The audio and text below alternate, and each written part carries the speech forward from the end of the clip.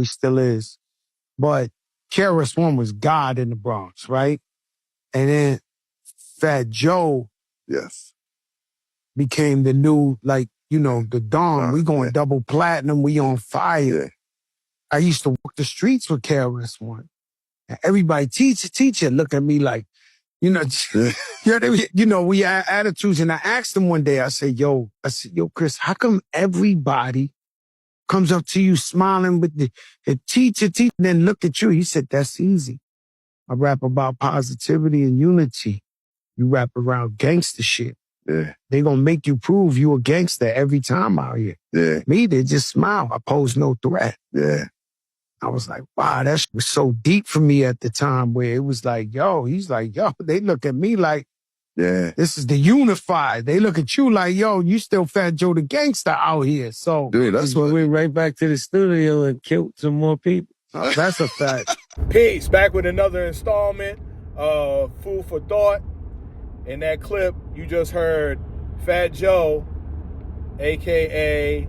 CRACKIM, speaking about a conversation between him and KRS-One, where KRS-One shed some light on why people love him in the Bronx and why people test Joe in the Bronx.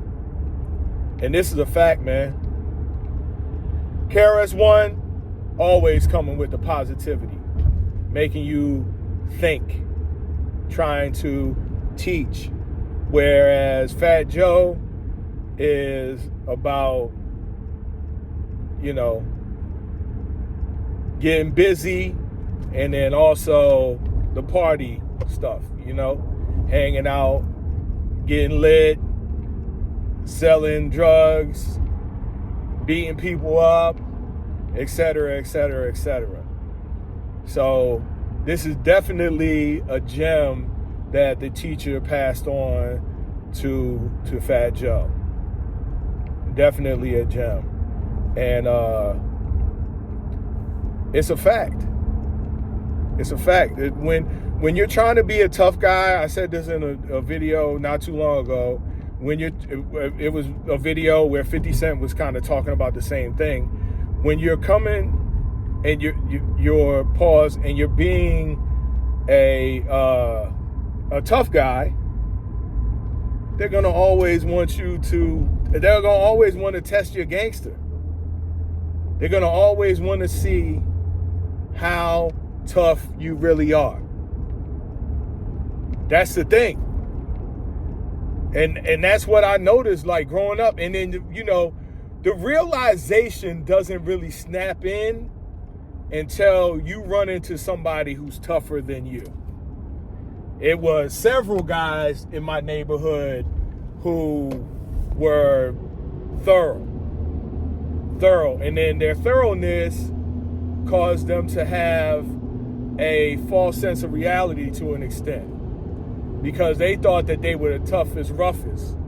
But then when they bumped into somebody who was tougher than them, then they realized, oh, this is, you know, I need to humble myself, because there's too many people in this world for me to think that I am the toughest person around.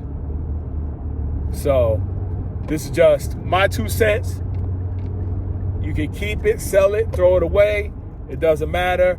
Like, comment, and subscribe. And as always, peace.